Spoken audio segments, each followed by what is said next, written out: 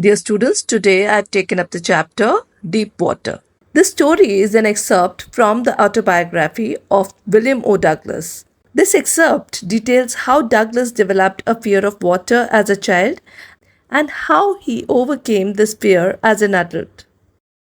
The detailed analysis serves as a reminder that any fear can be conquered by determination and willpower. The writer narrates his experience. He was 10 or 11 years old when he had joined the YMCA swimming pool to learn swimming. YMCA is actually Young Men's Christian Association. He did not go to Yakima River to swim as it was considered dangerous.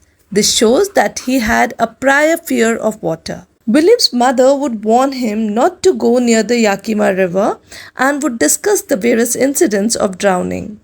He felt that the pool at YMCA was safer. The shallow area of the pool was only 2 to 3 feet deep, while the deep area was 9 feet in depth. William also got a pair of water wings to prevent himself from drowning. Water wings? Well, you might have seen children wearing these type of rings while they swim. So these are inflatable waterproof bags designed in such a manner that it can be attached to each arm of the child. William says that he had always disliked water and recounts an older experience when he was 3 or 4 years old. He went to the beach in California with his father. They stood as a wave leapt towards them. William stuck to his father to save himself, but the strong wave threw him down and he was covered in water. He was scared as he could not breathe. His father laughed and tried to make him feel comfortable.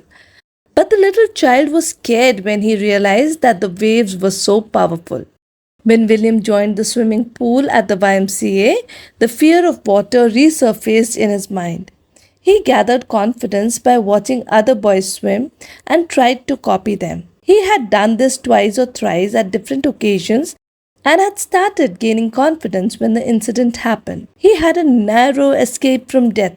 When William reached the pool, no one was there, and so he sat on the edge waiting for other boys to arrive. It had not been long since William had been sitting by the pool when a boy arrived. He was around 18 years of age. The boy picked William and threw him into the deep end of the swimming pool. William panicked as he sank to the bottom of the pool, but he kept his wits about him.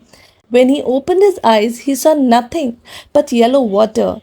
He started to panic as he rose, especially when he could not get his face out of the water.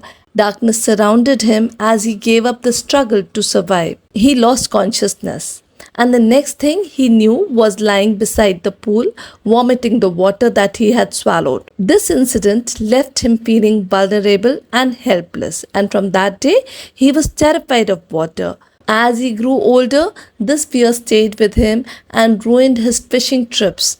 It prevented him from enjoying simple joys of life like canoeing, boating, and swimming. Finally, he decided to learn swimming from an instructor. He would practice for an hour each day, 5 days a week. William describes the learning process. The instructor put a belt around William's waist. The belt was attached to a thick rope. The rope went through an overhead pulley and was held by the instructor. It ensured that in case William drowned, the instructor would pull him out. William swam across the length of the pool for several weeks. Whenever the instructor loosened the rope, he went down into the water and the fear would return. It would immobilize his legs. It was after 3 months of practice that William got comfortable. Then the instructor taught him to breathe in the water. Gradually, he got rid of the panic that would grab him when he put his head under the water. In the third phase of the learning process, the instructor taught William to kick the water's surface with his legs. Finally, the instructor made a swimmer out of William in phases. When William had perfected each phase, he compiled them. In the month of April, the instructor told William that now he could swim. He asked him to dive into the pool and swim the length of the pool in a particular style called crawl stroke. William swam, and the classes came to an end. William had not overcome the fear yet and wondered if the terror would grab him when he would be alone in the water. He tried to swim alone in the pool. The terror returned in small phases, but now, as he knew how to swim, he faced the terror with confidence. William still had some doubt about the fear. So one day he wore the swimming costume and dived into the lake.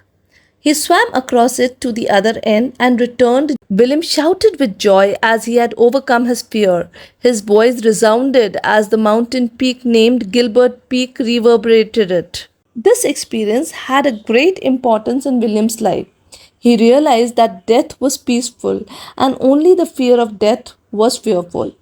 He recollects the words of one of the presidents of America, Franklin D. Roosevelt. He had said that all we have to fear is fear itself.